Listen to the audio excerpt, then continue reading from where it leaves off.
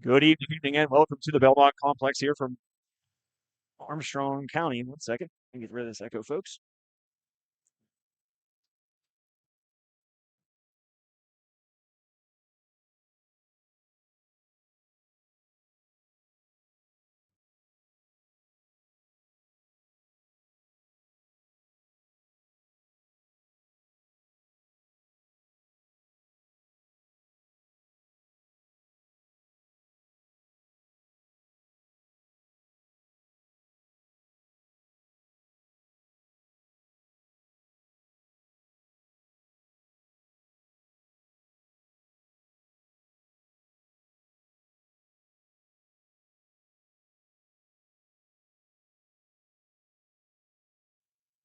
All right, welcome back, folks. Sorry for that. Just making sure the audio is good for you guys out there. Hopefully it is. But big night here at the Belmont Complex. A matchup between two heavyweights in the Class 2A division. Of course, the Armstrong Riverhawks are the host this evening from the Belmont Complex, welcoming the Hempfield Spartans. So stay tuned for that. We'll be right back here in a moment from the Belmont Complex here on High Top Sports Network.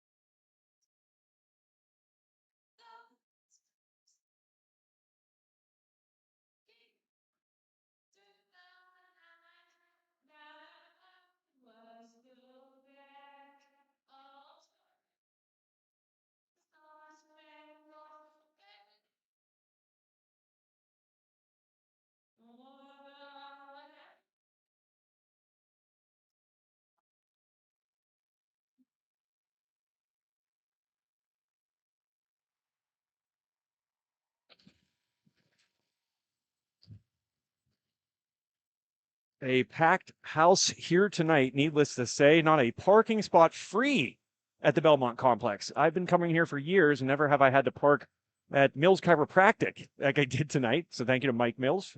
Quick shout out to him for hopefully being okay with that. I sent him a message, said, Mike, I'm in a kind of a pinch here, man. Can you help a brother out? And so I didn't say those exact words. That's what I meant. And Mike, of course, the great guy that he is, was, I'm sure, sent me back a nice message. So anyways, big game here. Two heavyweights in the Class 2A division, as I mentioned, Armstrong, Hempfield, so far here in the 2026 season, because, of course, each team plays each other twice when they're in the same conference. The Spartans getting the better of the Riverhawks in that matchup. So see if the Riverhawks can get back tonight here on their home ice. Have some more information, some stats as this game goes on. Of course, the top guy, at least tied for it in the PIHL Class 2A ranks in points, Jake Graff, the captain for Armstrong. Just a phenomenal season, 40 points, 24 goals, 16 assists for an average of 2.35 points per game. You don't have to go down too far, because the number 3 guy in all of Class 2A, Garen Gardner, has just 2 points behind Graff with 38. Good enough for 15 goals and 23 assists. So we're going to get underway here from the Belmont Complex. This game brought to you by TGIF Solutions, insurance for what matters. Spartans begin with the puck.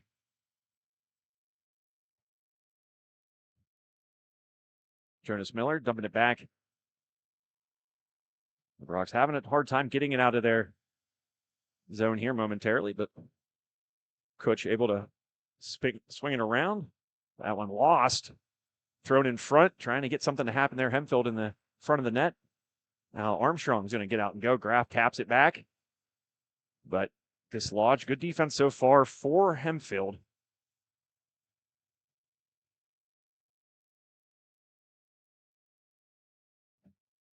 Graff with it.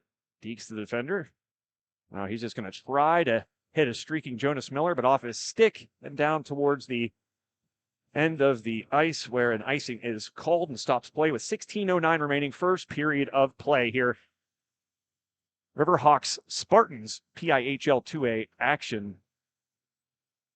Thanks for tuning in wherever you may be tonight. My name is Joe Rhodes. I'm joyed to be here. A packed house, as I said. It's a cool sight when this barn fills up, and that is the case here tonight between the Riverhawks and the Spartans. It's a must-see event.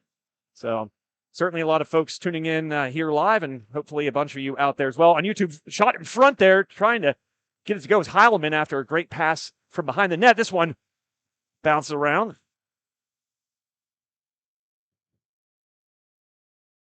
And Spartans have it momentarily, and now they'll get out and go. A chance here.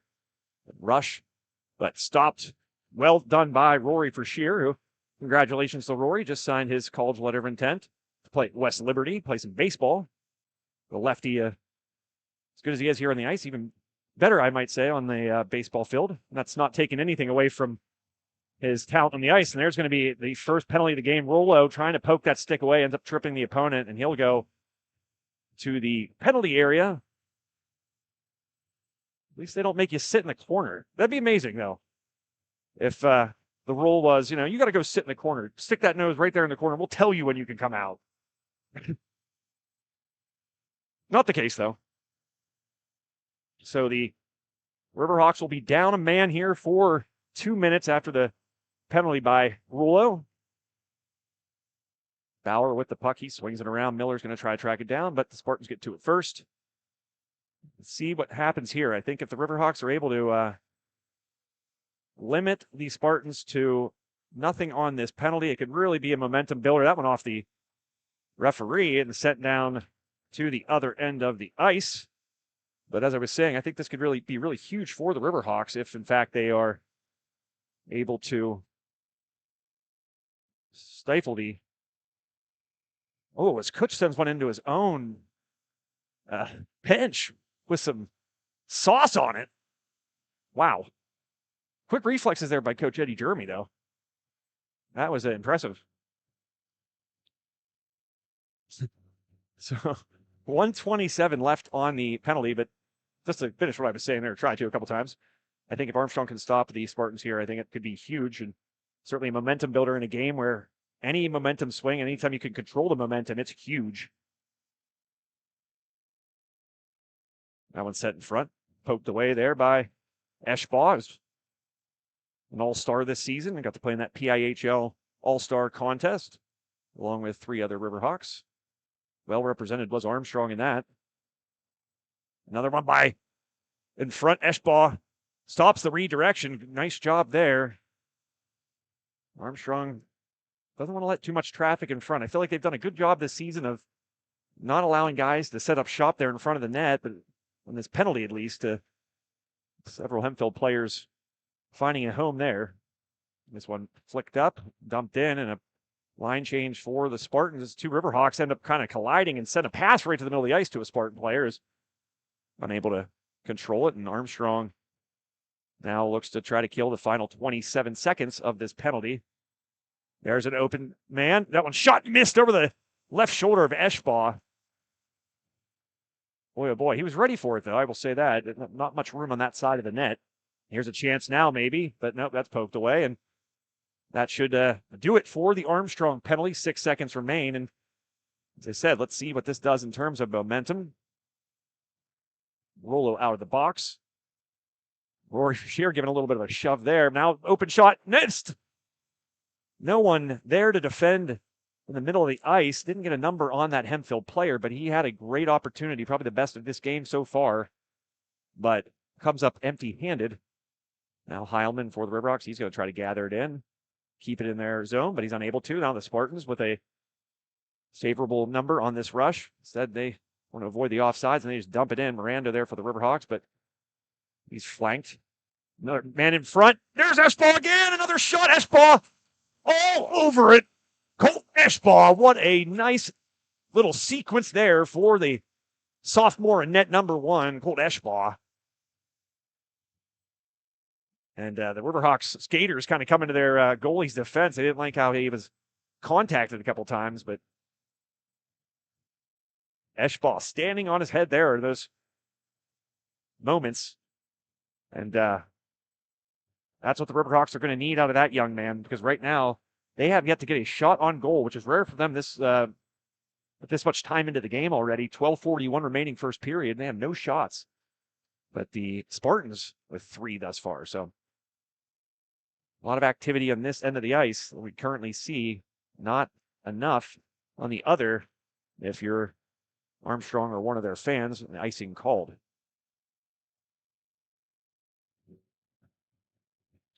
Glad you guys could be here with us tonight. Certainly less lonely when I know you're here.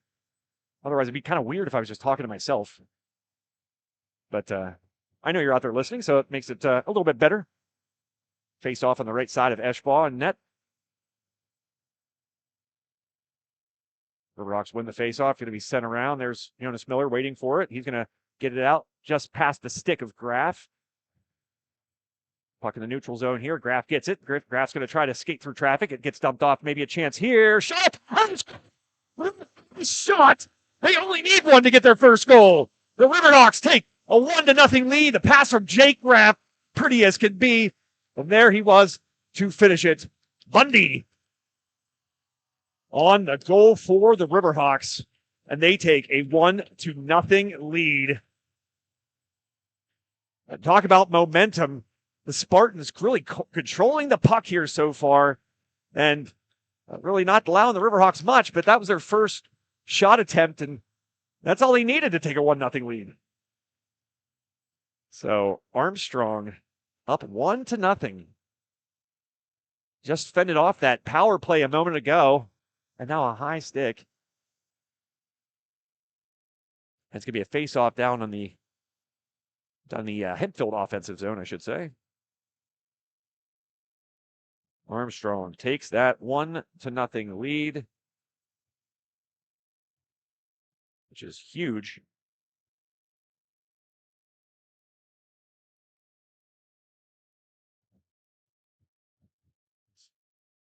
Scuffle there for the puck, dumped inside. Maybe another chance for the Spartans. Sends it across. Defense good for Armstrong. It's Kutch there in the way and gets over to it as well there in the corner where there's a scrum for it. Hempfield somehow comes out of it with it, momentarily at least. That one's sent inside. That's off the pad of Eschbaugh, and another shot on him. And guess what? Just like before, he's there. Colt Eschbaugh. And you don't want to crown a most valuable player on the ice tonight for Armstrong just 6 minutes into this game, but Colt Eschbaugh, watched a lot of that young man this year, and though he's had some strong performances tonight so far, he looks dynamite for the Riverhawks. Quick, the puck really seems to be able to track it well, and big reason why the Riverhawks lead 1-0 because he's faced some fire here so far, and maybe a chance now. Rollo's going to try to get down to it for the Riverhawks. He does. He's met by a Hempfield defender.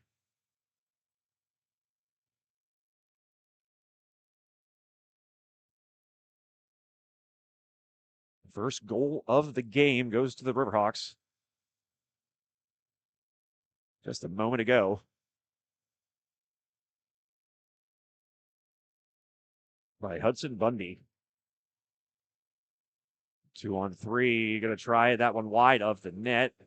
Riverhawks to get it. Rollo with it.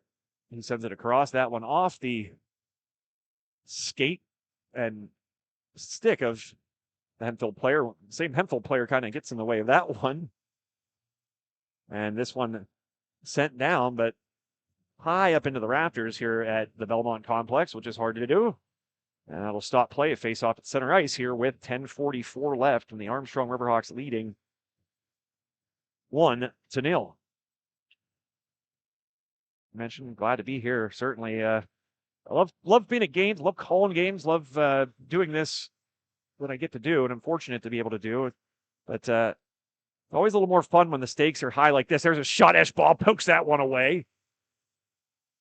Well, Eschbaugh, a brick wall so far.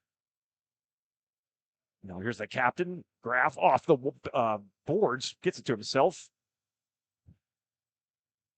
Here's a shot from the point for Shear off the netminder's pad. And net tonight for the Spartans, number 31, Evan Salzgier. Now the Spartans will take the puck. They're going to try to rush that one off the chest of Graf and then poked away by Riverhawk stick. Spartans maintain possession. This one caught in the air there by Bundy. Scored that goal a moment ago. And a whistle will stop play. Offside, I do believe. And the Riverhawks will make a change, as well as the Spartans. If you didn't already know, Spartans in their blue uniforms, Riverhawks white tops, white pants, orange shorts.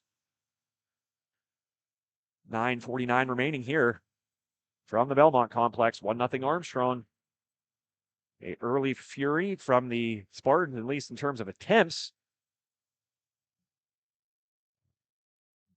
Yielding nothing, and the Riverhawks on their first shot attempt of the game, they were being held out or being shut out in that category. And the defense of the Spartans doing an excellent job of really preventing any good opportunities. They get that Jake Graf get down the ice and then send a little pass back to Bundy, and he capitalized on it, putting it high into the net over the shoulder of Salzgiver.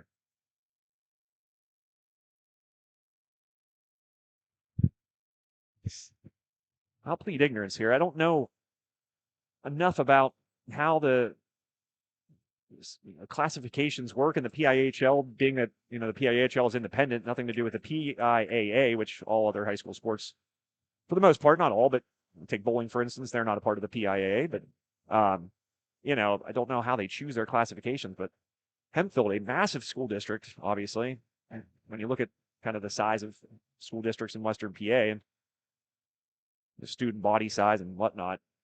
How are they in 2A? We've always kind of saw that, obviously, paying attention to the schedule and both these teams being contenders, and kind of wondered how that came to be. And I'm sure it's for good reason. I don't question the fine folks in PIHL. They know what they're doing, more so than I certainly would be if I were in their shoes. So, but Hempfield's just a big school. Armstrong, typically in a lot of sports, when we talk about Whitfield sports, getting stuck with that 5A designation, I don't even know if that's necessarily fair for them really either.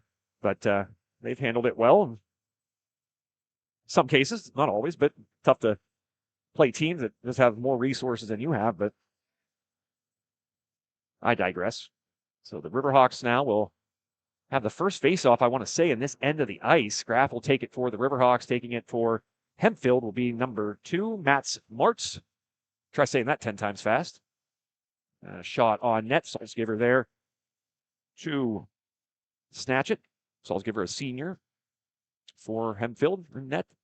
Graff will go back to his circle along with the aforementioned Martz. And the Riverhawks come away with it. Miller throws it in just a little bit wide. Stays on the surface of the ice and deflected back into the zone. Now another chance for the Riverhawks. No offside there. There's a chance for Mirando. Mirando, good defense there by Hempfield. That's been a pretty consistent thing for them here tonight. They've played a very strong defensive game, and just the one lapse that they had, you can't really blame them because Jake Graff tends to make people have those kind of lapses. Here's Jonas Miller. Jonas Miller's going to try to skate in. He's going to put a shot off the pad of Salzgiver. Another shot quickly from Graff off the pad, and now quickly back the other way will the Spartans go. Here's a shot low. Eschbaugh there. Sits down, blocks that one. That shot was off the stick of Cody Heron. Junior for the visiting Spartans. Miller with it. He's going to send it down, try to find Rollo, but that's going to be an icing instead. And faceoff will come back to the other end of the ice here with 7:05 remaining. First period. This PIHL contest on High Top Sports Network. My name is Joe Rhodes, and pleased to be here with you on this TGIF Solutions game night on High Top Sports Network.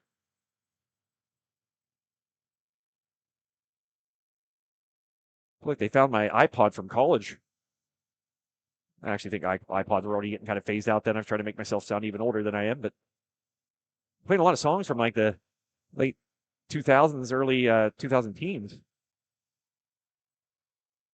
Heilman, that one just a little bit hard and in front of Rollo, and Spartans will get to it, and they'll take over possession, but quickly swarmed by various Armstrong skaters. So the puck will stay in their offensive zone, and now a 3-on-2 will commence. Trying to bank it off the boards there for Hempfield was number 37, Nino DiPietro.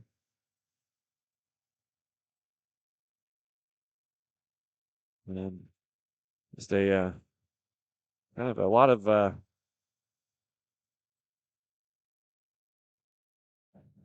nothing kind of happening there momentarily. And the way this game's starting to play out,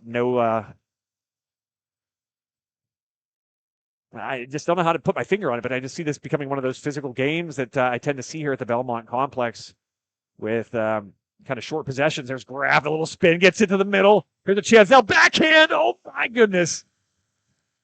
Bundy almost had number 2 there, and another great pass from Graff to find Bundy. Graff with a little spinorama there, heavily flanked by the defense. Somehow puts that right on the stick of Bundy, but a little bit in front of him, and it was to the point where he had no choice really but to backhand that shot, so he couldn't get too much on it.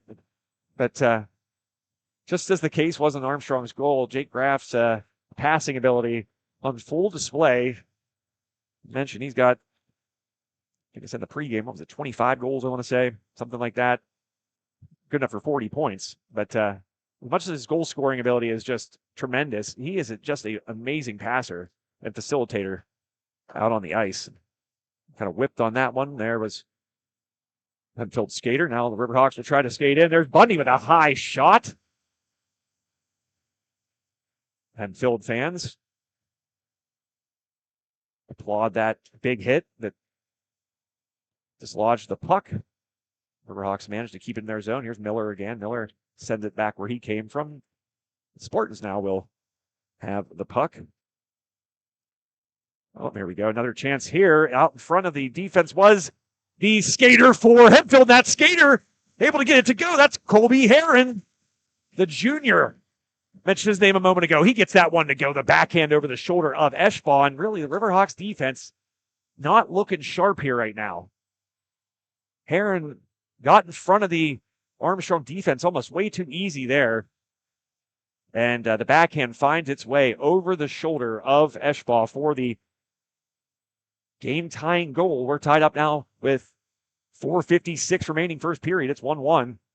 Hempfield with the equalizer. Again, Armstrong's defense, I just feel like almost like you're watching him play with a man down at times, as strange as that may sound. Or if Shearer able to get this one. Tries to find Heilman. Heilman able to bounce it off the board. Rulo with it now. Rulo with a shot there, deflected. Nice job there by Salzgiver to fend that one off. And haven't really said the Rulo's names too much here tonight, except for that penalty earlier. As Josh and Jason, key parts of this Armstrong team. That one, once again, put in front by Eschbaugh. And, well, as I say, because Armstrong really likes to throw pucks on net and try to find deflections. Kind of been one of their strengths this year. Really seems like the Spartans are kind of playing Armstrong hockey here tonight, doing that. The more that you put the puck there and the more kind of commotion and traffic in front, it's just kind of obvious, the more success that the opposition will have there. And really haven't seen Armstrong be able to kind of do that in reverse and how they typically do. 4:11 remaining, first period of play. We are all tied up. Get that scoreboard updated for you here at 1 apiece.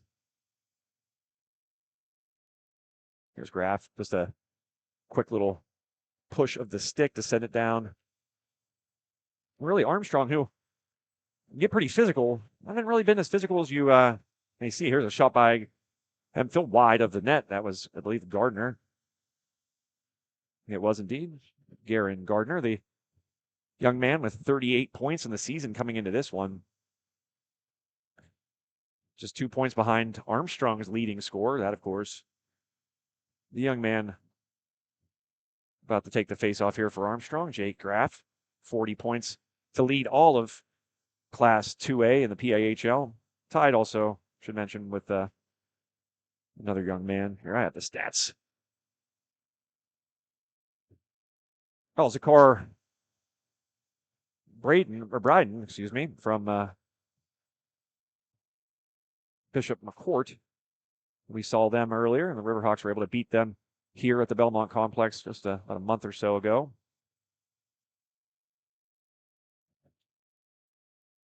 Regular season games are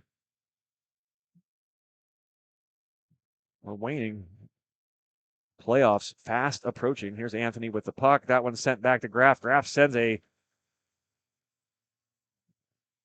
whistling puck towards the net where Salzgiver is able to track it down and stop play. And the faceoff will be now to his right. And the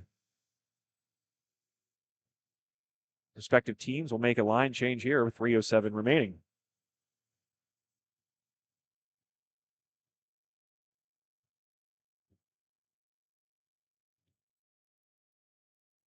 Kanye West for the folks. Always a great variety of music here at the Belmont Complex. I always make it a point to shout out the quality music as Duncan sends that one on in and gloved by the netminder Salzgiver.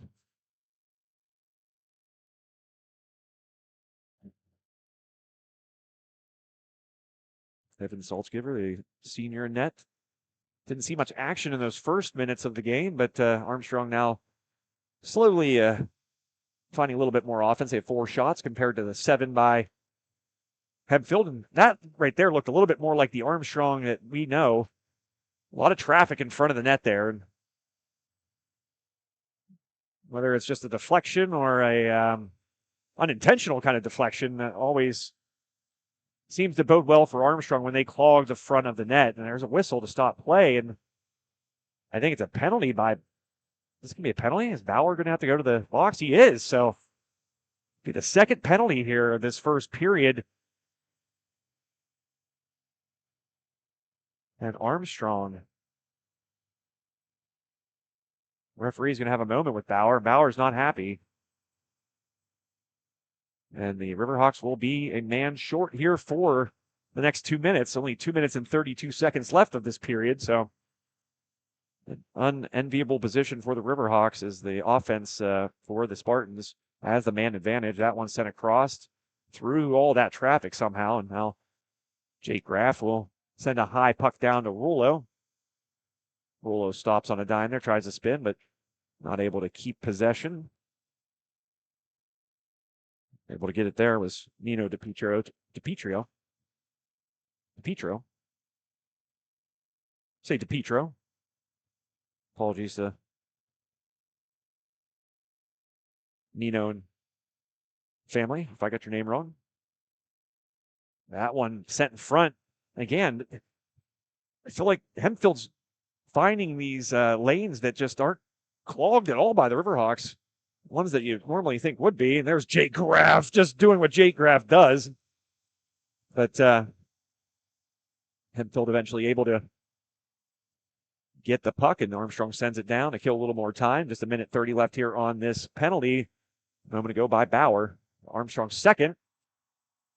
Heilman there, able to cause that puck to stay here in their offensive zone momentarily and kill a little bit more time. Bryant sends that one to the middle. Graff sends it down, or excuse me, I think that's Kutch.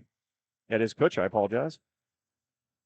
Number 56, Graff's number 59. Now, here come the Spartans on a rush. Skating around, trying to do something, but Armstrong doing a good job there, kind of staying in those lanes and clogging up the traffic areas. That one off the post. You could hear the puck on metal from up here. Play continues. 9 seconds left on the penalty, and a goal with 39 seconds left and only 7 left on the kill. A power play goal. The penalty by Bauer bites the Riverhawks. Gardner gets it to go, and he sends a little something towards the Armstrong student section.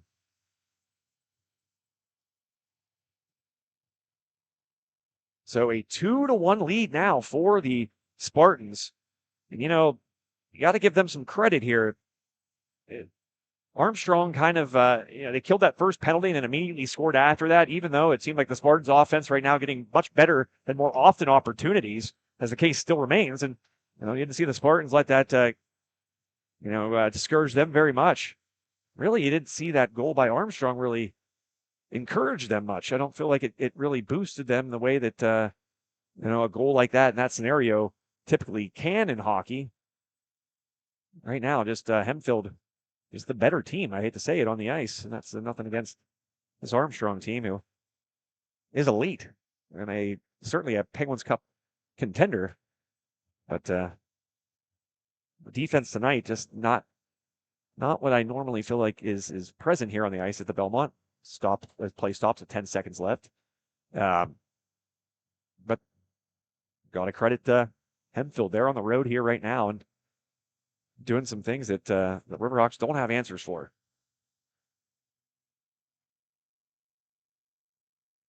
Two to one Hempfield, 10 seconds left as more Kanye plays. They must have heard me say that. There's Kutch. He's going to send one in.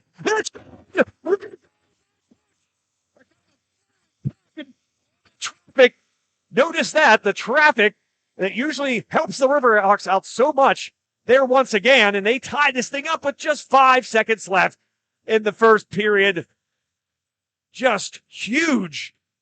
And a great high IQ there played by Kutch, knowing that time was of the essence to put that one on the net. Hopefully maybe a deflection will happen. Instead, that one just kind of flutters. It was like a knuckleball right over the shoulder of Salzgiver, and we're tied up at 2 apiece. And a face-off won by the Riverhawks, but it doesn't really matter as the first period comes to an end. An eventful one, most certainly here from the Belmont complex. Your score, Hempfield 2, Armstrong 2 after 17 minutes here on this PIHL 2A matchup presented by TGIF Solutions for all your insurance needs and concerns. Make sure you give Brett, Colby, and the find people at TGIF Solutions a call today. You find them online at tgif.solutions. Second period about to begin. And boy, if it's any bit the part that the first period was, we're in for a good one. And if it continues like this, I'm going to guess I'm not going to have a voice.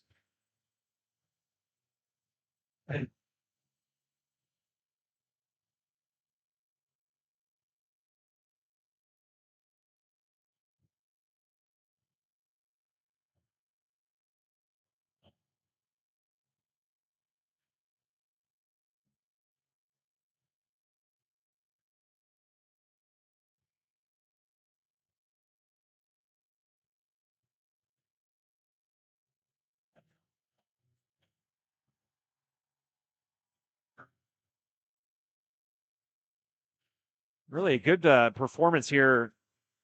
If you want to say where both these teams have been pretty equal, have been the play of their goalies.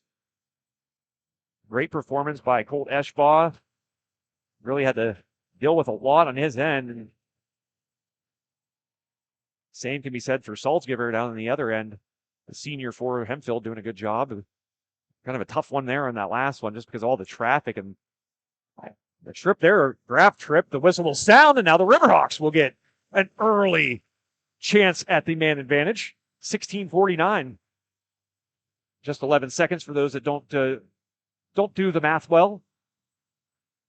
And I'm one of them.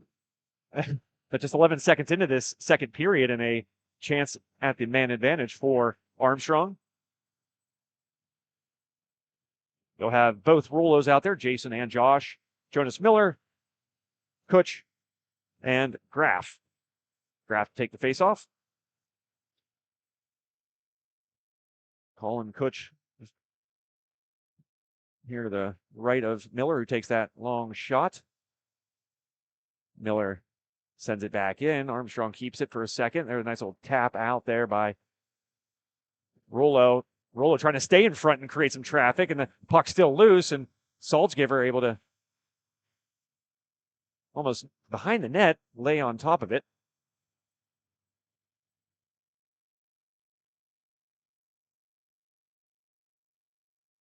Not sure if the scoreboard looks as horrible on my screen as it does yours. I apologize if that's the case. Not sure what that's about.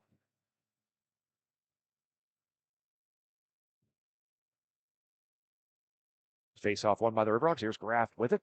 Graf surveys, sends it in a tight spot there off the stick of Colin Kutch. Kutch keeps it. Surveys behind the net. Gets it out back to the point where there's Graf. You see there with the puck in the side. Now Miller with a little backhand. Nice job there by Riverhawks. I think it was Rollo who was kind of in that dirty area there, and he gets a deflection on it. Nice height, but just wide of the net.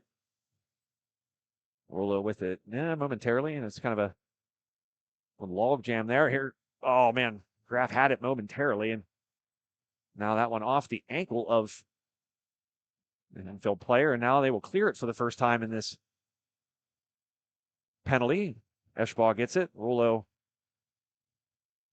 snatches it. He's going to take off and go. Jason Rollo coming in. Nice defense by Hempfield. Way to get in front of that was number 58 for the Spartans. Kevin Sabie, or Sabi. I'm going to guess Sabie, S-A-B-I-E. Sorry again. Kevin's family, if I didn't get his name right. Here's a chance on a shorthanded opportunity. Sends it across Eschbaugh there. He stones him. Eschbaugh does it again. There's a long pass. It gets intercepted. Armstrong not crisp right now. Just not looking like the Armstrong that we know. And the Armstrong we know is one that doesn't make a lot of mistakes and mental lapses. Here's one that just sent out to the middle of the ice and just kind of lazily. And there's puck that's set on in, and nothing doing for the Riverhawks. The penalty killed by the Spartans, and they'll send a fifth skater out onto the ice. Line change for Armstrong.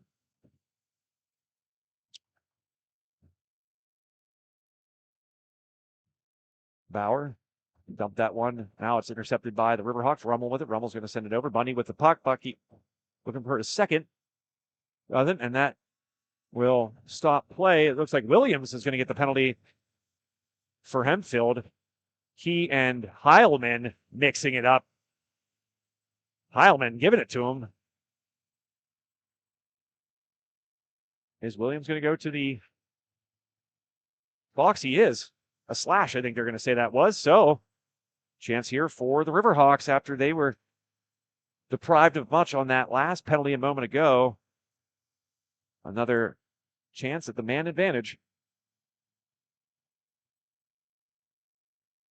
Again, this game brought to you by TGIF Solutions. Visit them today in West Katanning, right over the hill from where we sit right now. Not even really a hill. You can kind of walk downhill. Kutch, nice looking shot there. Good spot to put it. But the pad of Salzgiver in the way. Kutch sends it across. Here's a chance now. Rulo with it. This one in front. Off the pad, still loose. Couple good attempts there, but the play of Salzgiver in net better. 1:30 remaining on the penalty. Both teams now with 2 penalties each. Armstrong with the last 2. Hempfield with the first pair. And that one, Graf just wasn't even looking for it. And kind of just skitters past him. Now he's so talented, he's able to kind of still get back to it. But again, just the communication right now not great between the players on the Riverhawks side. Yeah, I looked online. That scoreboard is horrible. So I'm going to try to get that first. Goal for the Riverhawks. Finds it high, puts it off the post, but in. Number 2. But number 1 in your heart always. Jason Rulo. And the Riverhawks take a 3-2 lead here with 13:20 remaining in period number 2. Jason Rulo.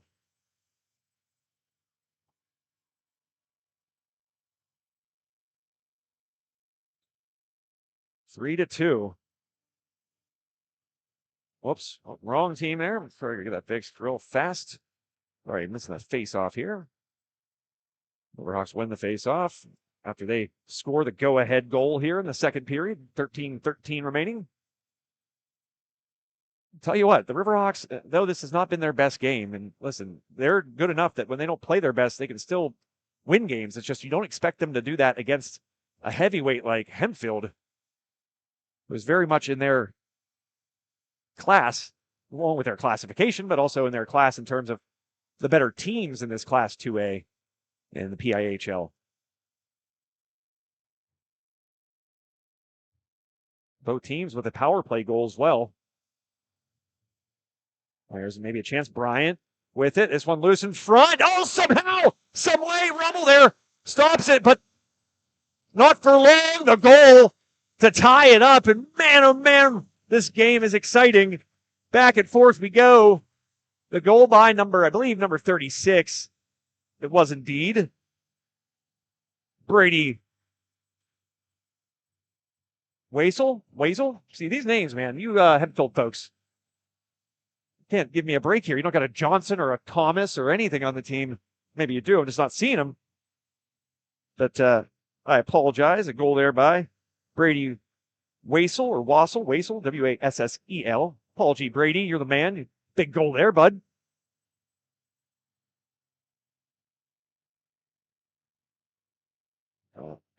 Makes that even worse for the Riverhawks. That was a shorthanded goal. And again, it just feels like they're playing a man down. And in that case, they were a man up. And still unable to prevent the shorthanded goal by Hempfield. And I'm going to say, like, you can only play this way for so long if you're Armstrong. I mean, it's impressive that we're tied 3-3 right now, and I think Hempfield has certainly outplayed them in most areas. The only exception might be Colt Eschbaugh's play in net. Yes, he's given up 3 goals, but boy, has he faced fire. And again, I think the Spartans are seeing a lot of success with all that congestion. Nice pass on the stick out front of the Armstrong defense again. Eschbaugh, right as I was singing his praises, sticks the glove out, snatches that one out of thin air, and that's a golden opportunity there for Hempfield and the very tall number 86, Nick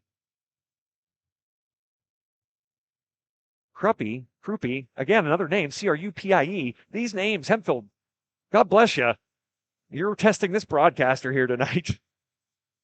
But kind of to finish my point, I think Hempfield's really been the better team in all areas except that necessarily in net.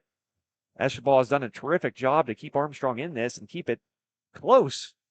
But though it says 13-11 in terms of shots right now, doesn't feel like it's that close. Just the eye test. Hempfield, as I was mentioning there before the stoppage, doing a good job playing Armstrong. I said it early too. There should have been tripping, but nothing called.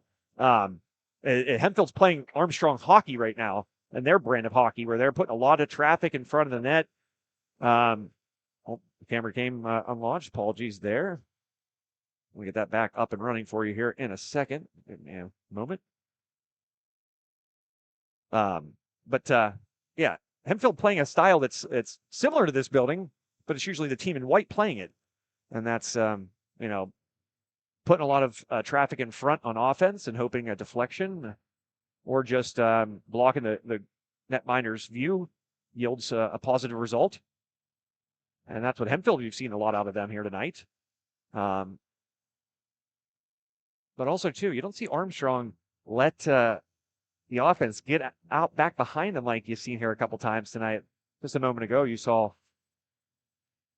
number 86, again, poor Nick Kruppe. I don't know if it's which one it is. Again, I'm up here in the box on an island here, in the press box in an island, not able to get these pronunciations.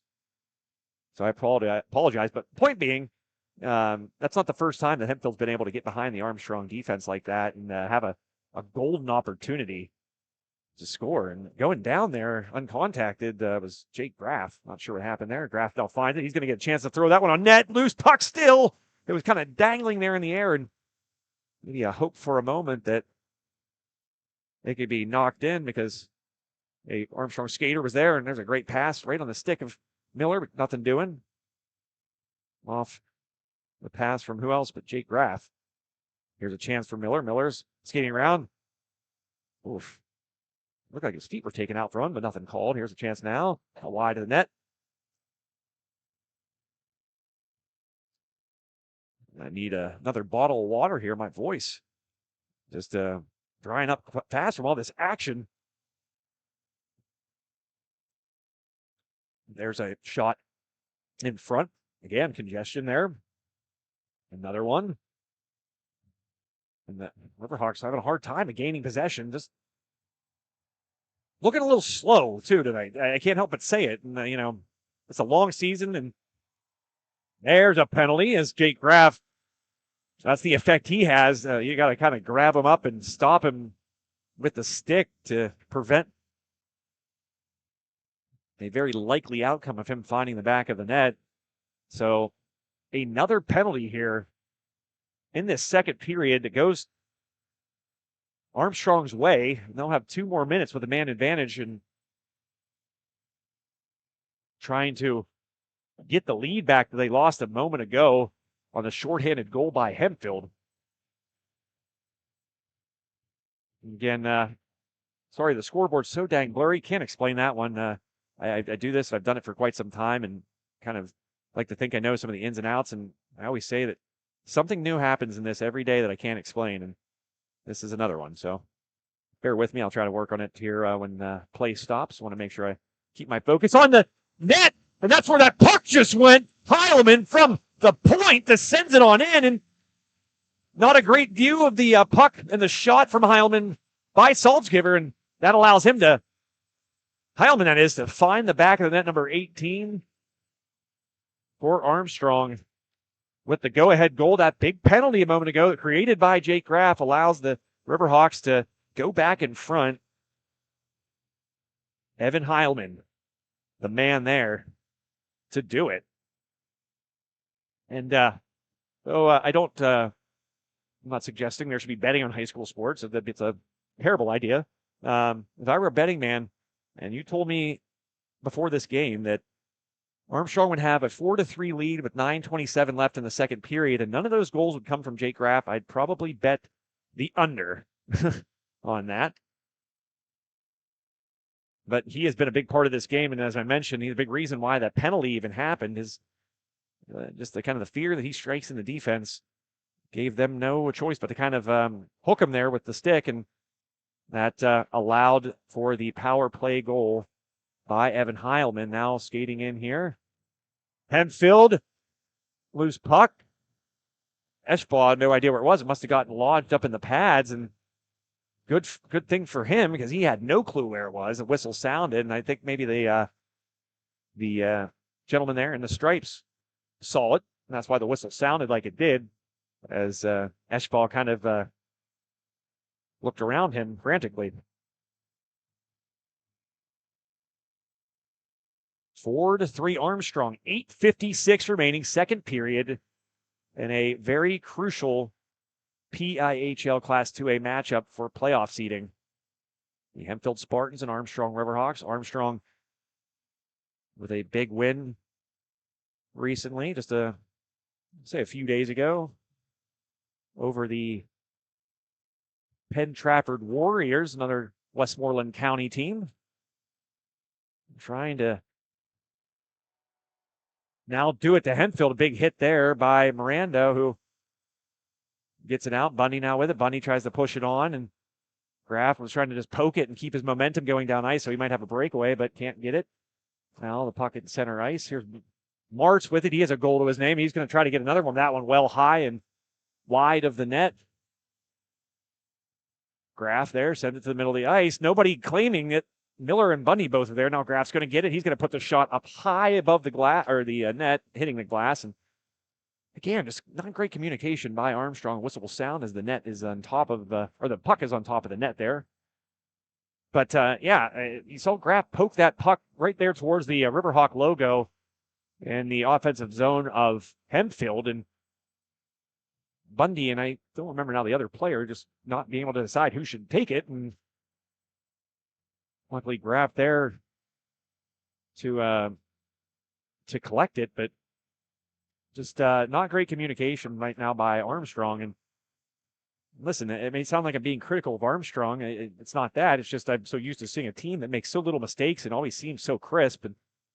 And the best thing I can say to compliment this Armstrong team is the fact that they're not playing anywhere near what I think is their best game that I've seen this season, and they're winning 4-3. So that tells you a lot about this team and what I've seen and what they've shown, not just myself, but fans and other teams of the PIHL. There's a good job by Armstrong to stop another good opportunity by Hempfield. They had a man streaking down the ice, and just kind of back and forth we go there in the neutral zone until finally the puck sent down towards the net, in which Salzgiver of Hempfield calls home. This one sent across, Graff off his foot, and bounces off the player Williams. Williams now skates in, number 71. That one deflected up into the netting, and that will stop play with 6:57 left on this TGIF Solutions game night on High Top Sports Network. TGIF Solutions, insurance for what matters. Check them out online at tgif.solutions. One of those cool domains nowadays. Kind of like another one of our wonderful sponsors and friends, Armstrong Indoor Athletics. And you got AIA.team online. Check both of those businesses out, if you would. I always tell folks, when you're looking for insurance, look no further than some of our sponsors, because, listen, they're the reason you guys are watching this game wherever you may be, free of charge. So give back a little bit and patronize our sponsors, because without them, we would not be able to do this. I know that for sure. 5-on-5. There's Miller, who sends it in where Graff's trying to be a pest and get it past Salzgiver, but play stopped. Little Snoop Dogg.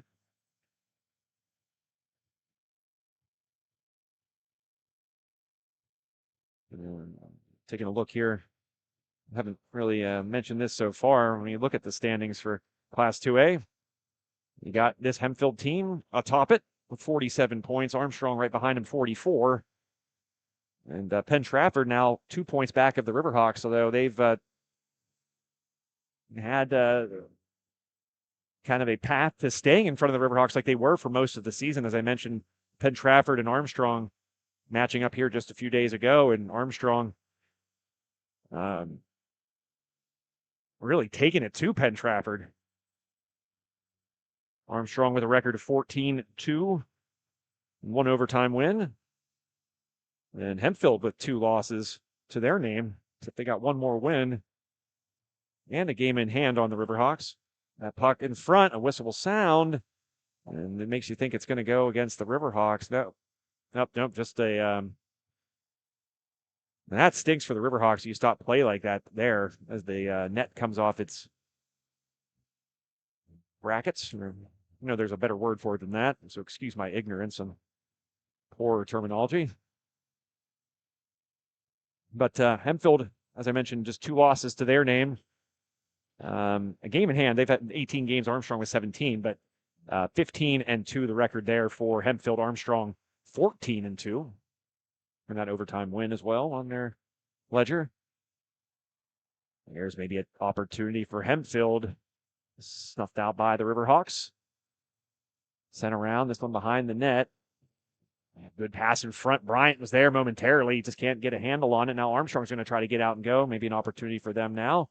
Quickly back is the Spartans defense. They snuffed this one out quickly as well. Their defense just excellent tonight. And, again, I'm going to say I don't know this Hempfield team as well as I know Armstrong in terms of PIHL hockey, but one thing to note, and this is overwhelming compared to all the other teams in this conference, the conference being Class 2A, the PIHL, the goals this season for Hempfield, 117 in those 18 games. That is incredible. Armstrong is the next team behind them, 85 goals. And a penalty will go, I believe, against Hempfield here. Nope, it'll go against Armstrong. So that'll even up the penalties now, 3-3. 5:11 remaining in the second period. 4-3 Armstrong in front. A couple long goals. Really the difference, I have to say here so far. Heilman with that long shot, and then that fluttering puck here in the second period that's kind of just looked like a Phil Necro knuckleball. That one quickly shot on the net. But yeah, back just to kind of go back a few moments, talking about these goals and the quantity of them. As it is a penalty, 145 remaining on the penalty, and 4:53 remaining in this second period. But 117 goals is remarkable through 18 games. And though Armstrong, again, 1 game less. It's a shorthanded opportunity for Jonas Miller, snatched quickly by Salzgiver and sat back on the ice, and away they go. Miller, a nice little momentum stopper. Miller throwing his body into the Hempfield player, and Rory Fisher able to send that one down towards Salzgiver in the Hempfield area. And a couple more checks in the kind of in the neutral zone we're seeing from Armstrong. And there's a big check. But again, Armstrong starting to get a little more physical, and I think that tends to bode well for them, because when they get physical, it seems like things tend to go their way. I think to this point, among the other categories where I think the Spartans were excelling over the Riverhawks, physicality was one of them. But right here during this penalty, maybe Armstrong trying to reestablish that tone and that idea. That one past the center ice, Bundy able to prevent it from finding a home. And here's Rollo's going to try to skate down and beat Williams. He does momentarily, now flanked by 2 Hempfield players, and a line change will quickly end any chance of an Armstrong shorthanded goal there. Skating in, that one right at Eschbaugh, but he is solid again. Colt Eschbaugh, certainly the leader in the clubhouse for the First Star in this one. He's been tremendous. Faced a lot of traffic in front, a lot of shots, a lot of hard shots, and a lot of opportunities for the Spartans on kind of breakaways. And he has been impressive. Colt Eschbaugh, leader times athlete of the week just a few weeks ago. Penalty over now, so back to equal strength of the Riverhawks as Eschball is able to corral that one again and stop play with 3:07 remaining, and Armstrong preserving that 4-3 lead. This has been a great contest, and again, Armstrong, in my opinion, it's just my opinion. You are allowed yours, and everyone out there allowed theirs, but this has not been really the sharpest Armstrong performance that I can say I've seen this year. But the fact they're winning 4-3 is the best compliment I could possibly give them, because I don't think they have any business to be in front 4-3, and a lot of that has to do with Colt Eschball as he stops yet another puck. But again, a lot of that has to do with Colt Eschball and Armstrong just being very opportunistic. You know, I mentioned a couple of those long shots were ones in which I think Salzgiver's view was kind of obscured, and again, that's just a matter of being advantageous. Really haven't seen a lot of good opportunities in on the net for Riverhawks. But again, got to hand it to them. You know, when you're able to be efficient, it's an easy way. It's an easy formula for victory, and that's why the Riverhawks are in the lead right now, 4-3, with 2:38 separating these two teams from a longer stoppage and some time in the locker room, and also a fresh sheet of ice. My favorite, not my favorite. I want to act like the hockey action's not better than that, but I do love watching the Zamboni. And I do have dreams of driving it here someday. Gary Monabel, if you're out there listening, let me know. I do want to drive that Zamboni before this trip on Earth, or travel around the sun on this little mote of dust we call Earth. I will drive a Zamboni, darn it, at some point or another. So 42 seconds left. It's a tough transition. But 37 seconds left. Here's Hempfield with a chance, skating around. Just fast are these Hempfield skaters, and maybe that's just a testament to their speed, but just zipping around Armstrong. They may be in a spot where they're between the net and the person with the puck, but haven't been staying there the entire time. Bundy missing that one. That was a great pass by Mirando. Hits him in the stick, but Bundy just can't bring it in. And again, just plays like that just, you know, don't make me reminisce too much about the other victorious games I've seen here at the Belmont Complex, but just remind me that, as Aerosmith once said, Armstrong's living on the edge. Now, if that song gets played, now I'll know they're listening to me.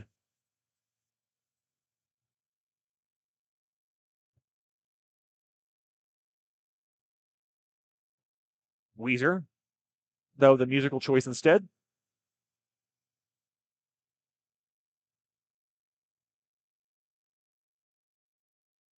Here's Riverhawks after a face-off win.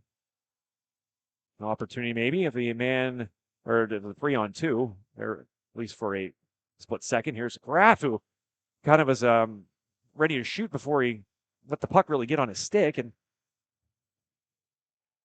Bauer and another player collide there, and Spartans look like they'll have the puck back here now, and they'll send it the whole way down the other end of the ice where Eschball is standing. That one got right to him.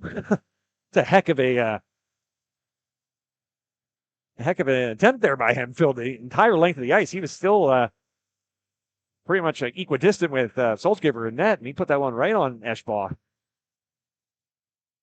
And really, I just think there's such a mental side to goaltending. And listen, I've never spent a day in goal, but I can imagine how it would be, where you're just facing shot after shot after shot, and it has to get to be sort of a mental challenge, and you got to keep yourself sort of geared and engaged.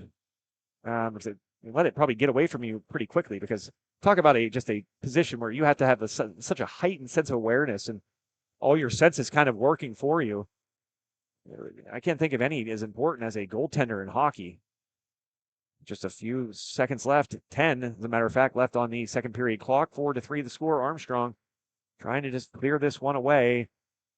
4 seconds, 3 seconds, and that should do it here for period number 2. Armstrong battling hard with the Spartans, so much so they take a 4-3 advantage to the locker room here on this intermission break on this TGIF Solutions game night on High Top Sports Network. Joe Rhodes here, bringing you the action. Glad to be here, certainly. Can't tell you that enough. I said it several times. I certainly do enjoy being here with you on these big nights, big games. You got the number 1 and number 2 team in the Class 2A ranks battling it out here, just back and forth. And it's certainly been a good one as advertised. But right now, the Riverhawks with the 4-3 advantage as we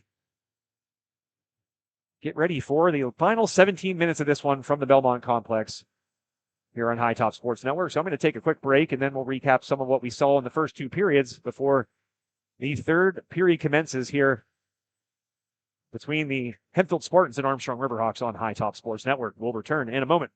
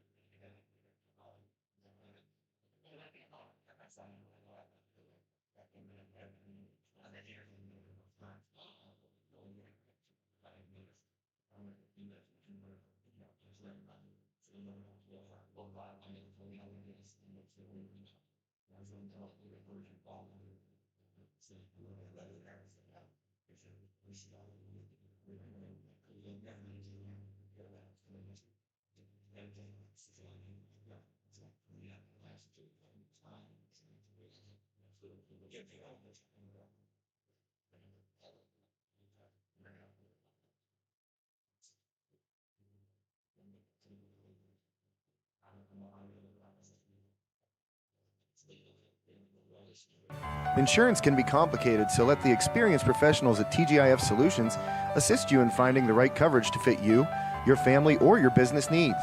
For over 50 years, the agencies of TGIF Solutions have been an integral part of your community and have helped hundreds of your neighbors quickly and comfortably find insurance that's right for them. Now we're combining the strengths of these agencies under one name, TGIF Solutions, to offer you more expertise and more options to meet all of your insurance needs, all in one place. Getting started is easy. Schedule a quick policy review with one of our agents today, in person or over the phone. TGIF Solutions, insurance that's right for you, now and in the future.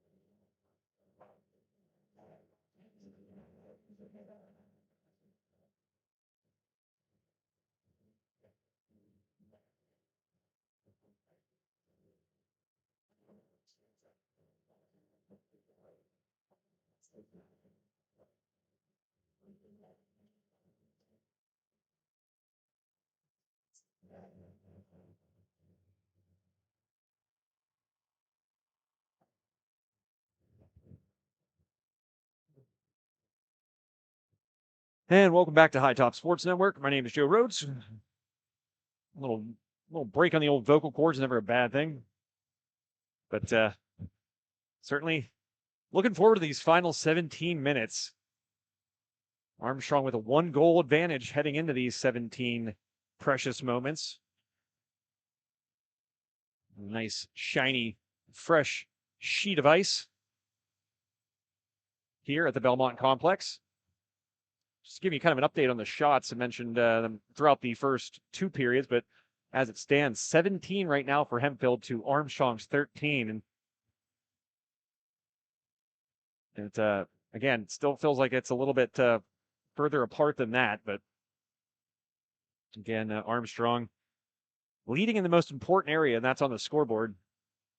The score, of course, 4-2-3. So we'll get back to the action here. 3rd period about to get underway. Hempfield Armstrong, number 1 versus number 2 in the PIHL, trying to jockey for position in the playoff seedings. And Colin Kutch was crashing to the ground there, kind of slipping a little bit.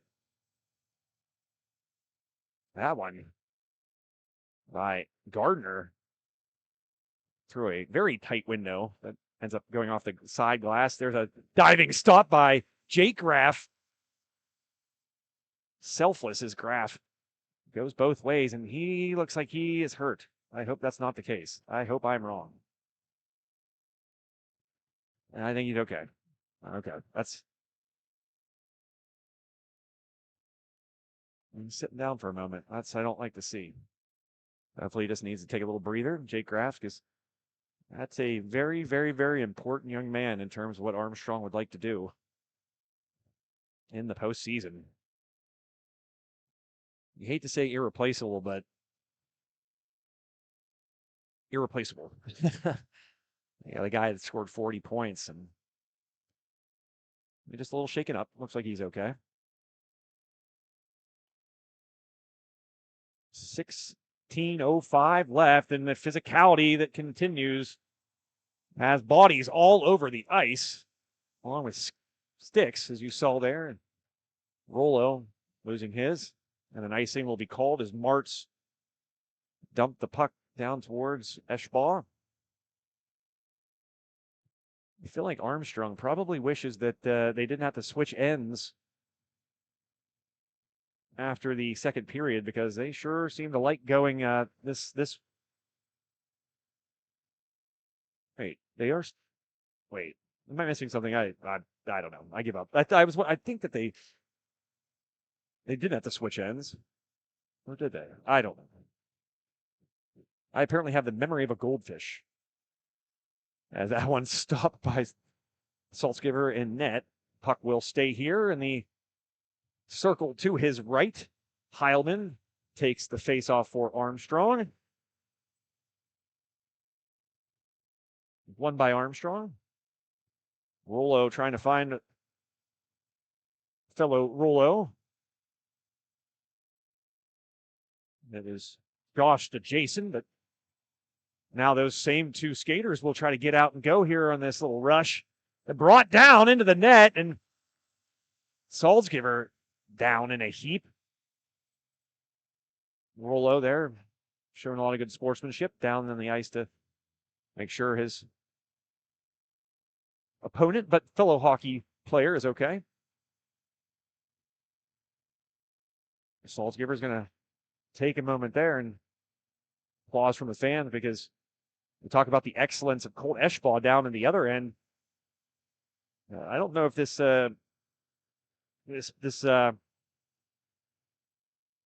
night would be what it is without that young man. He's made a couple really huge stops, and though he's given up some goals from shots from pretty far away, Evan Saltzgiver has also stopped some really, really tough shots. And then there's the shots that I mentioned are from far away. They were I think he was definitely obscured from the view. So obscured. Anyway, back to the action here. There's a hit on Miller into the ice, or the into the boards. Excuse me. Sorry. Trying to think and talk at the same time and trying to catch up. And just short-circuiting there. Bauer tracks it down for the Riverhawks. Klingensmith there beside him, and now he gets it out to Bundy. Bundy tries to get it to Klingensmith, but almost nearly a turnover in a very bad spot, and that young man tracks it down. Jake Graff, good to see he's back, and as good as he normally is, showing off that speed, but stopped by a couple of Spartan defenders who were able to at least kind of defend him well. But Saltzgiver there as well for Hempfield. Again, Hempfield defeated Armstrong earlier in the season, much earlier in the season, at Hempfield. This the rematch, but now the Spartans having travel on the road to try to go 2-0 against the Riverhawks here in 25-26.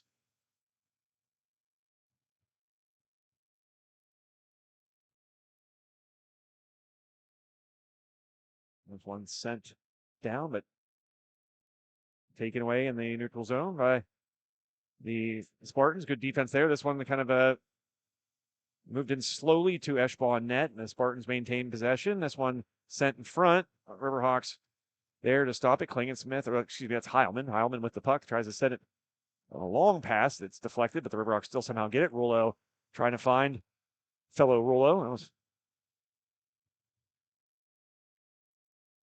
Josh to Jason, excuse me. And down in a heap there was Jason Rollo, not happy about it. There's a long pass that works out for Gardner and the Spartans. He shoots it off the post. That one ringing loudly for all to hear. That's happened to them a couple times tonight. Has it for the Spartans. There's Martz with a goal to his name. He tries to keep it in their offensive zone. He can't. Here's Josh Rollo now with it. He's going to try to beat two defenders. Can't do it. This one, though, taken back by the Riverhawks, and Rummel. Rummel's going to put it on net. Stopped by Saltzgiver. Rollo with it. Dumps in the middle. No one home.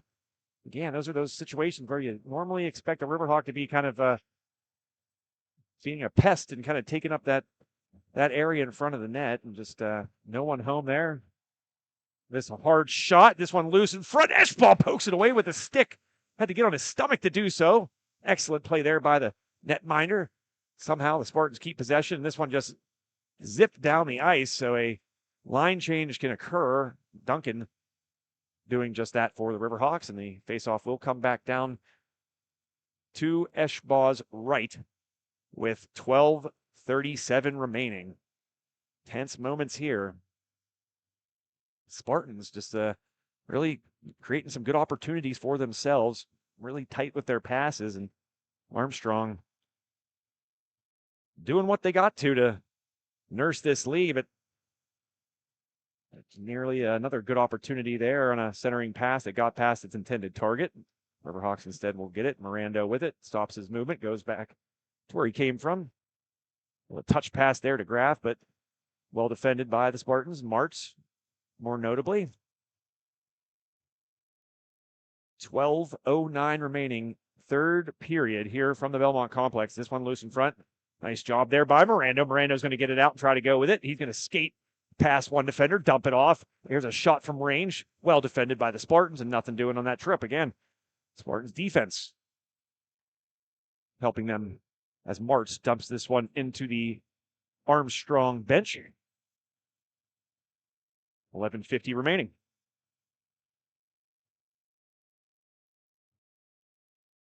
Thanks again for tuning in here on High Top Sports Network. Just a excellent game thus far from the Belmont Complex. I don't know how that's going to really change here. It's been action-packed and everything that I think we expected it to be. 7 goals in all. Eschbaugh, mentioned his name many times here tonight. He has been just excellent. On a night where I feel like the Riverhawks haven't looked like their speedy, quick selves on the ice, Eschbaugh has looked exceptionally fast in net, moving well side to side, and doing a great job of being able to keep his eye on the puck at all times. Certainly my leader in the clubhouse for the first star.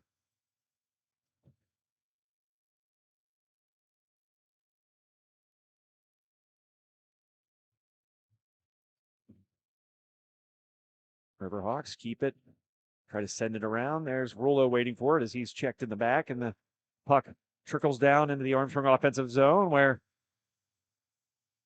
Jason Rollo had it momentarily before Josh Rollo sends a behemoth check before he heads to the bench. Now Jake Graff stopped by 3 different Spartans defenders. It's just this feel that there are more Spartans players on the ice than there are Riverhawks has been just a consistent thing that I feel like I've seen all night long. Whether it's their speed that's making it seem that way, Bundy with a big stopping a pass there, but tough passing by the Riverhawks and a pass in front, no good. But to continue my point there, it just seems like with their speed and kind of their discipline that the Spartans players seem to be everywhere all at once. As they keep this in their zone, here's a pass off to the left side that's controlled by the Riverhawks. Now a pass in front, and Miller with it tries to deflect out the Bundy. Bundy and number 58 for the Spartans battled for it.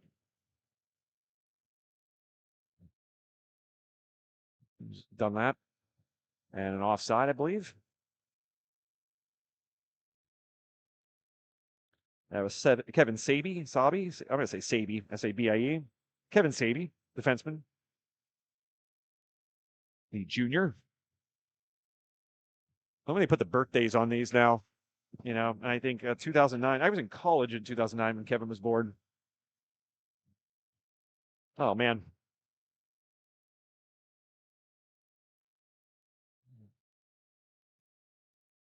Puck fluttering around the neutral zone. Rollo trying to find fellow Rollo, namesake.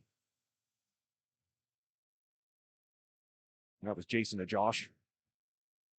I'm gonna get to the point where I'm gonna offer to pay one of the two to like put a different number on so I can tell them apart, because 2 and 3 when skating down the ice, they look so dang similar.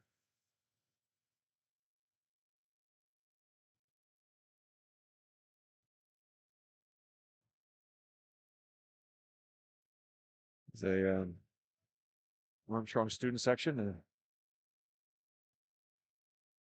A fake ESPN setup. And boy, it looks like they have gaming headsets on. It's fun. Don't know what the purpose is, but God bless.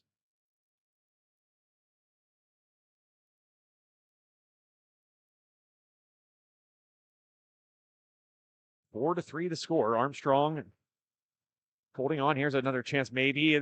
Oh boy, just how many times have we seen that scenario where just A golden opportunity on the doorstep there. Somehow, some way that puck stays out. Eschball got something on it, and excuse me. Jeez Louise, he's been the difference, no doubt about it. This one off the pad, that was a shot by Rouleau. And now another pile of players in that Hempfield net. Something citing the Armstrong student section.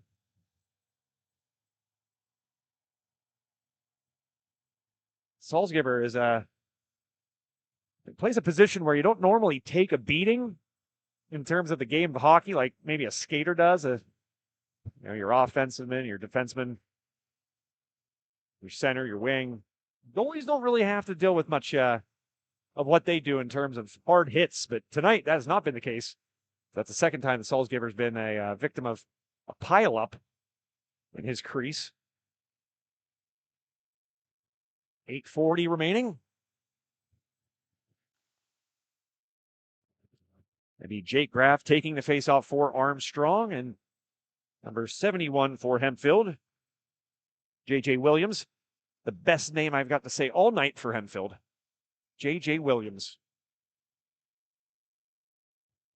One of my favorites.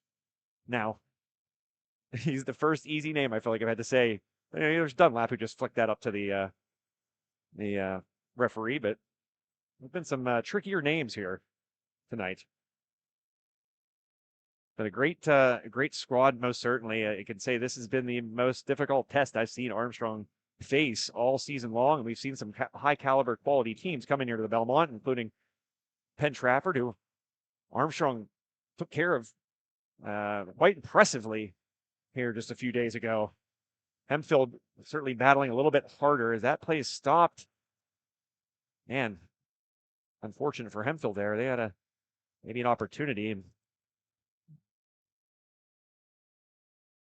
Whistle sound and stops play. So face-off coming out here near into the neutral zone. Graff battling with Williams for it. J.J. Williams dumps it in. Bauer retreating for it.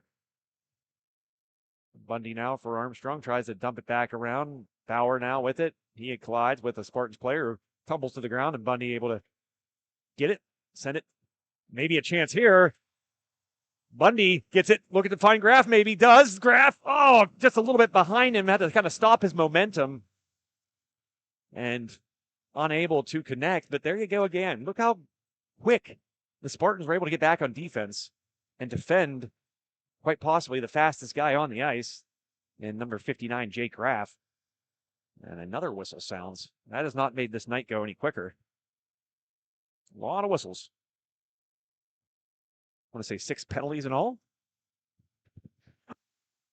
None for a while, though. So both teams kind of playing a more disciplined brand of hockey. But still a decent number of whistles with pucks getting covered up and whatnot. There's a chance Heilman in front. He's got a goal looking for another. It's a shot by Rouleau. Nothing doing. And I mentioned there earlier in the game that if you would have told me it was right when this score changed to 4-3, and if none of those goals would come from Jake Graff, I would not have bet on that if it was a wager to make. Pretty certain that none of these goals have come from a Rouleau either. I don't think it's come from anybody in their top 4 in scoring. I think the fourth is Mirando, if I'm not mistaken, or no particular order. The Rouleau's, Mirando, and Graff. And Heilman's up there as well, with over a point a game, I believe.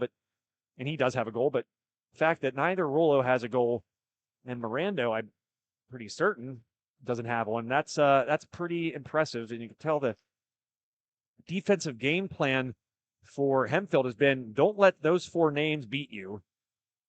As Colin Kutch gets it at center ice, sends it flying around the boards. But Hempfield's done a good job if that's been their objective. None of those guys, as far as I can remember now. And again, I could have missed something. Didn't get to hear the goals be announced because I got the headset on, but pretty certain none of those 4 have put a goal to their name. And the fact that they're leading in a game where those 4 have not made an impact on the scoreboard, at least goal-wise, They have assists to their name. Graf with a beautiful one to get things started, but the fact that they have not tallied a goal yet is incredible, and they're winning. That one, a nice little wrister by Miller, just a bit high, and now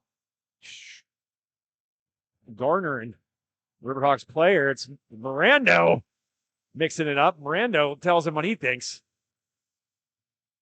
That one bounces off of Eschbaugh, who has been truly phenomenal in this game. And I'll tell you what, Eschbaugh's been good this season. Clearly a all-star, and you don't get that for being bad, certainly. But there were a couple games where I feel like he maybe let in a goal or two that were goals that would hurt you come playoff time, to make a long story short. But tonight he has been exceptional, and tonight is a big night to be exceptional, not only because Hempfield's in the building, but also, the more you could string together performances like this and the playoffs being just around the corner, I think that just bodes well for the chances of the Riverhawks when those said playoffs do begin. But a lot of hockey still to play here. 5:15 remaining. A little 3-on-3 action. A lot of open ice. That one, a wrist shot to the right of Eschbaugh. Hits the glass and stays in. Mirando with it. Mirando sends it over. Maybe another chance here. Trying to center it, but two Riverhawks there to stop Martz from doing much with it. Now here's Bauer. Bauer, that one deflected by the defender in front of him. A good defensive play by Dunlap. Here's Rollo with a chance. Now he's taken down. No whistle, no hand up by the ref. Rollo still battling and just smacking the puck. And another pile up, and another Rollo comes flying in. Jason there to protect Josh and pull some bodies off of him. But I don't know how there wasn't a tripping there. That one was as pretty clear cut as I've seen all night. The skate of Rollo being taken out from under him, and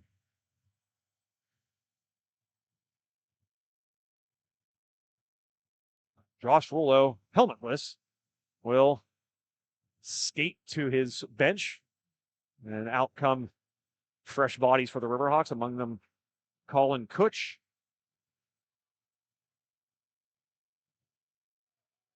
Miller, Graf, Atherton, and number 27 for the Riverhawks. So, of course, Hudson Bundy. He's got a goal tonight. This one deflected as it's sent towards the net by Colin Kutch, and that'll stop play as it flies into the netting. Graf and Williams will take the face-off. Won by the Riverhawks. Anthony sends this one hard off the glass as he's tripped as the puck left his stick. Now, Spartans come away with this. They're going to try to make something happen here. There's DiPietro. He's fast. He sends it to the middle. No one home. Good defense there. He was flanked by a Riverhawk skater. You didn't see who it was. But certainly some speedy skaters on this Spartans team. Here's Kruppy. Kruppy trying to find Williams. Cannot do so. Graf trying to track it down. Can't. DiPietro with the puck. Number 37. Trying to send it in. Oops, sorry about that.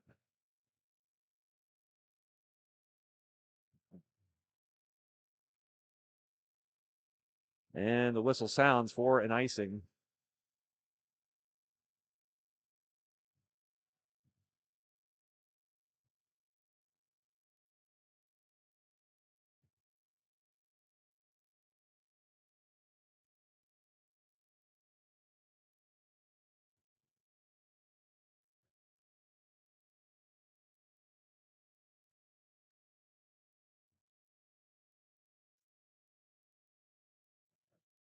Sorry, camera, a little jumpy there.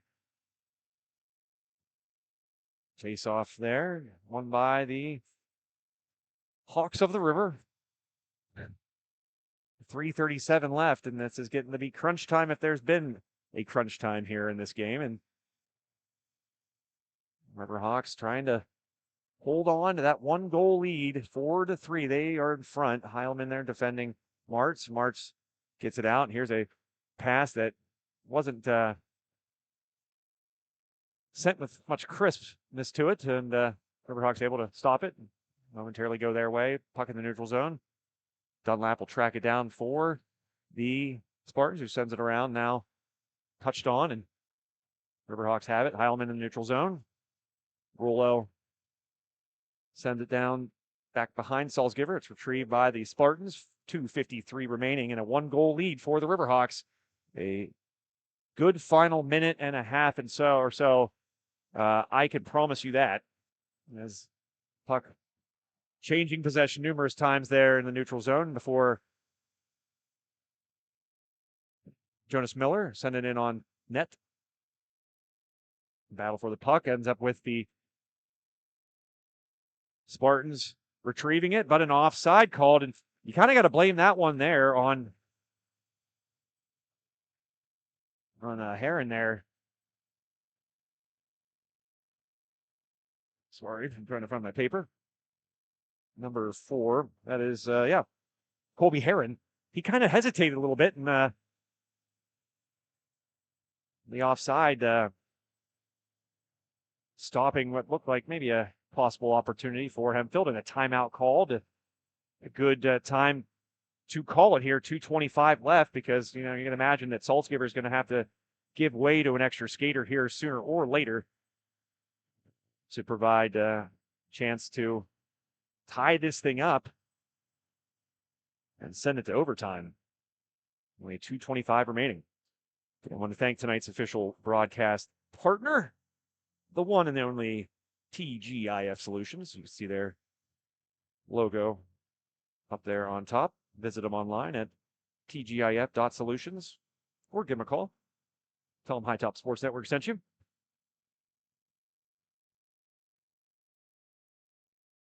Brett Atwood, a tremendous man, head over there at the TGIF Solutions. Just a super guy in general, but certainly a very important contributing community member. Does a lot for the local sports teams. We actually take you over there right below the scoreboard. A big old TGIF Solutions sign right there that sits below your score that reads 4-3 in favor of the Riverhawks. 2:25 left. So, and thank you to TGIF Solutions. We certainly appreciate them and all of our sponsors here throughout the season, because we cannot do it without them.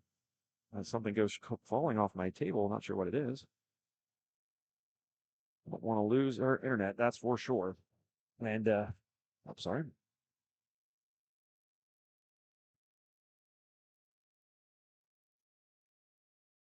We'll watch how quickly the Spartans decide to pull and another whistle for another Hempfield opportunity stalled. And the face-off will be taken at center ice between Graff and Williams. This happened many, many times. Spartans able to come away with this. Oh, no, it's then Bundy who has it dumped in. Now the 2-minute mark upon us here. Just 120 seconds left in regulation here. And the Spartans would like it if there was more than that, as Graff just set a little fluttering backhand in towards Salzgiver, and that keeps him in net. So a nice play there by number 59, Jake Graff. Certainly one of the best, if not the best, that the PIHL has to offer in terms of just overall skill on both ends of the ice. As Rollo smartly sends this one down to Salzgiver, who sends a bouncing puck to the neutral zone and retrieved by DePietro. DePietro now with it. It's going to skate past Heilman and now continue to skate past Rollo, and then met at center ice by another Rollo. But the hand goes up. How's that called? I've seen that same hit happen numerous times here tonight. I mean, it's maybe that icing call. I hope that's an icing call. I believe it is an icing call. That's good. You're going to start hearing the fans with the iconic "Let the boys play" chants from the crowd. but it was an icing call, and the puck sent down here as the faceoff will be between Martz and Heilman. 1:09 remaining. And the faceoff won by the Hawks, and nearly an empty net, I should mention. I kind of was so focused on what was happening down here that I didn't realize that Salzgiver now has taken a new home, and that's on the bench. There's a new, or an extra skater, I should say, out there for the Spartans. That's that little quick shot there was not just an attempt to ice it. It was also to try to tack on an insurance goal. We call it a TGIF Solutions insurance goal. All that one whiffed on, but still maintained. Here's Planey sends it on. That one wide of the net. There's another shot. The puck slithering around. This one still alive, and Riverhawks have it. 47 seconds left. A scrum forward, a stick to the back of Jonas Miller, repeatedly not called. Now a puck sent the other way, just wide of the net, and a whistle will stop play. But you could see that many people over there, good view of that little scrum in the corner, were not happy with the treatment that Jonas Miller was receiving. A stick right to the back repeatedly did not warrant a whistle, apparently. So play continued, and eventually the puck was iced, and here we are with 38 seconds remaining, and the captain for Armstrong taking the faceoff. This one sent on down. It is wide of the net, and as you would guess, a whistle sounds. Stops play with 33 seconds remaining. Tense moments here with 33 seconds remaining.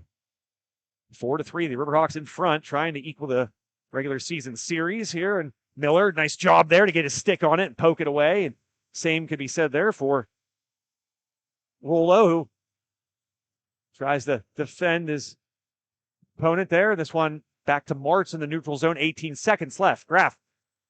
Oh, nearly a turnover there, and by Martz. Graf's now going to battle and taking him down nearly. 6 seconds left. That will probably do it. It will indeed. No, there's maybe still a chance here. Mirando, the whistle sounds. I mean, hard to do much here now with just 1.6 seconds left, but unless the miraculous does occur, it looks like the Riverhawks will come away with a huge victory here in these final weeks of the PIHL regular season. The crowd on their feet, rightfully so. They've been treated to a truly awesome game here tonight as Jake Graf gets to his knees, covers it up, and that's all she wrote. The Armstrong Riverhawks, behind the tremendous performance by that young man right there, Colt Eschbaugh, come away with a 4-3 victory. Get their comeback victory against the Hempfield Spartans by a score of 4-3. What a game we thought it would be, and it was everything is billed. But the happier team leaving the barn tonight will be the ones in white. The team in blue will have to make that trip back down to Hempfield. Maybe not with the result they would like, but maybe a little extra bit of motivation as the playoffs approach, because both of these teams we know will be in those PIHL playoffs here in short time. A couple final remarks, just as like the viewer. I'm gonna put the commentator, the play-by-play guy voice away for the night, at least for a moment, and point out what I saw as just a fan of sports, and in this case, certainly hockey. The Armstrong Riverhawks, and I'm just going to pull this up so I have it at my disposal. Make sure I have it. I printed out just a bevy of papers here, and here we go. Okay. Mentioned that they're the highest point total players, obviously their captain, Jake Graf, 40 points, good enough for, I believe, well over 2 points. Yeah, 2.35 points per game. Jake Graf, no goals tonight. Sitting behind him with 1.59, Jason Rollo. Jason Rollo with 16 goals on the season, 0 tonight. Josh Rulo, 1.41 goals per game. I believe that's good enough for third on the team. No goals tonight. Aiden Mirando, 1.29 goals per game. No goals tonight. I think that's certainly more impressive than it is concerning. And that's a credit to the defense that I think the Spartans were consistently awesome with all night long. Again, the opportunities for the Riverhawks, not the best. I mentioned the 2 goals that were from range that I think were a byproduct of just the congestion and the view of Salzgiver being blocked in net. But, I mean, you're still being advantageous. You're making the most of your opportunities, and Armstrong certainly did that tonight. Wanted to get a final number on the shots, but they took that down. But just to kind of go back a few seconds, it's just incredibly impressive to me that, and I want to say, I can't imagine this has got to be maybe the first game all season that those 4 names I mentioned right there did not score a goal in a game. It would have to be. I don't know for sure. It'd take a lot of me going back and clicking on every single game. I could do it, but I'm going to save you guys that boring wait. But the fact is, those are guys that are averaging a point or more, and in the case of Jake Graff, 2.35 points per game, not getting a goal, but they find a way to win, and they win with 4 goals. That is impressive. Again, I think the Spartans took it to the Riverhawks tonight. I think they were probably the more polished team, at least in this particular game. I think the Riverhawks did some things that were uncharacteristic of them, and the things that I don't anticipate to be a part of their game moving forward. But I guess the silver lining even in that is that if you can have an off night and still beat the top team in the PIHL 2A standings, that ain't bad. So I do think that though you don't want to see your team underperforming like Eddie Jeremy certainly doesn't, and that's, of course, Armstrong head coach. When your team can win with not their best, that's certainly something to be pleased with if you're Eddie Jeremy. On the side of the Spartans, I mean, a valiant effort. They certainly had moments. They had better opportunities, and I think that was a creation of their speed. Their defense, I think, stifled the Riverhawks for most of the night. Again, the Riverhawks just took advantage of opportunities. As turn this way, you just see a flood of people here. What was a full night at the Belmont complex, just a packed house to watch this contest. The gorgeous Zamboni about to leave your picture. What a beautiful, majestic vehicle that is. But again, just a lot of things I think to note from this game, and just if I were to watch this game, and if you took maybe the 10 seconds before and after each goal away, but I watched the rest of the game, I would probably think Hempfield won maybe 5-1 or 5-2, but instead Armstrong won 4-3. And I think that's probably the best way to describe this game. You take away the 10 seconds before every goal and the 10 seconds after, and you show me this game, and you ask me what the score is, I'm probably going to tell you something like 5-2, maybe 5-3 even, but 5-3, maybe 5-2, maybe even 5-1. I would have not guessed that it would be a 4-3 Armstrong win. But that's this team. They find a way, night in and night out, and they have certainly continued to kind of round into shape and get ready for these playoffs. And as I mentioned, though you want to be playing your best hockey this time of year, maybe just an off night for them. They won. And as I said there, I think to start the third period, that the only place where, points matter is on the scoreboard. There are no moral victories, really, I think, at this point in the season. Your rust is shaken off. You've firmly established your identity. And so the only thing that matters is where you end up on the scoreboard, and where the Riverhawks ended up on the scoreboard tonight was in front by a score of 4-3. Just to update the standings here for you, Armstrong came in tonight 3 points behind Hempfield with 44, Hempfield with 47. Hempfield's record was 15-2. They'll drop now to 15-3, while the Riverhawks will improved to 15-2. Again, Hempfield with 18 games in hand, or 18 games played. Armstrong with 17, so they have 1 in hand. But Armstrong sets themselves up for a very good chance at getting the number 1 seed out of Class 2A with a victory here tonight. And just an impressive showing. Quickly, before we log off and send you on your way for the rest of the night, our 3 stars. I think tonight's 3rd star has to be, I'm going to just look at my roster here quickly.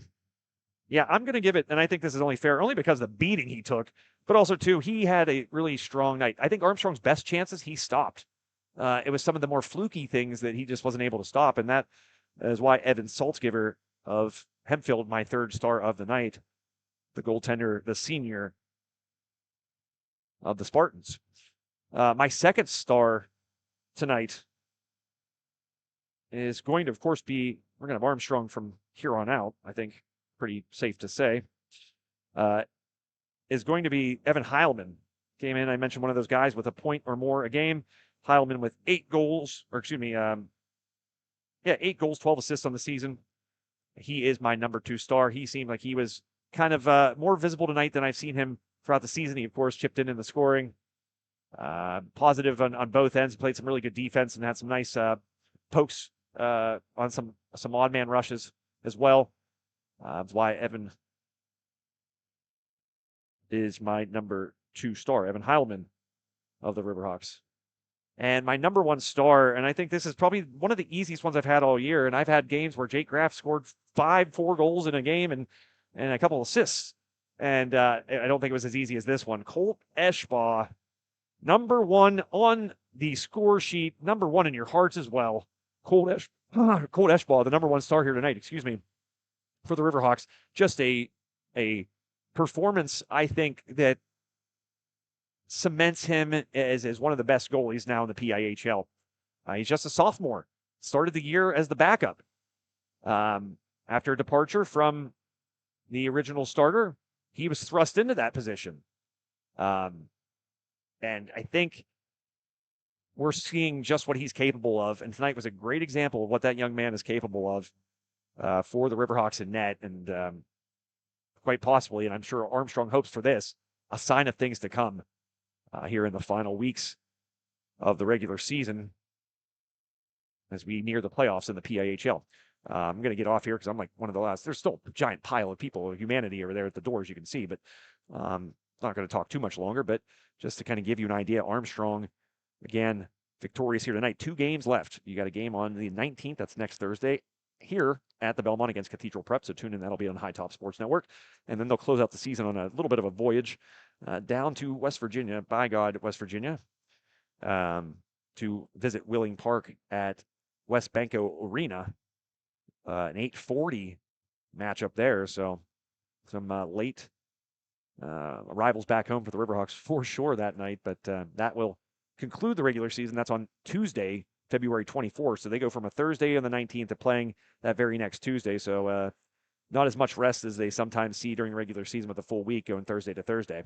But certainly the dog days and the final days of the season are upon us. So February 24th, the final day, and then the playoffs will happen.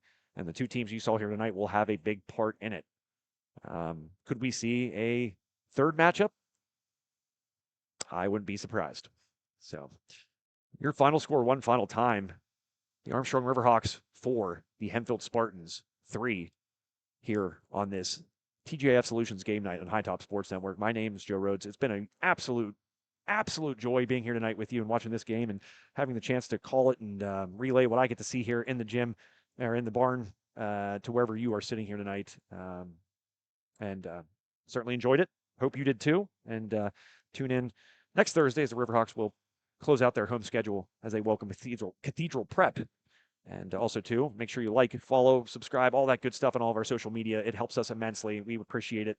And again, I say it helps immensely. It certainly does. So make sure you like and subscribe here on YouTube and also to all of our other socials. It does do a lot of good in helping us bring you these games night in and night out. So for one final time, my name is Joe Rhodes. Thank you to our sponsor, TGIF Solutions. Insurance for what matters.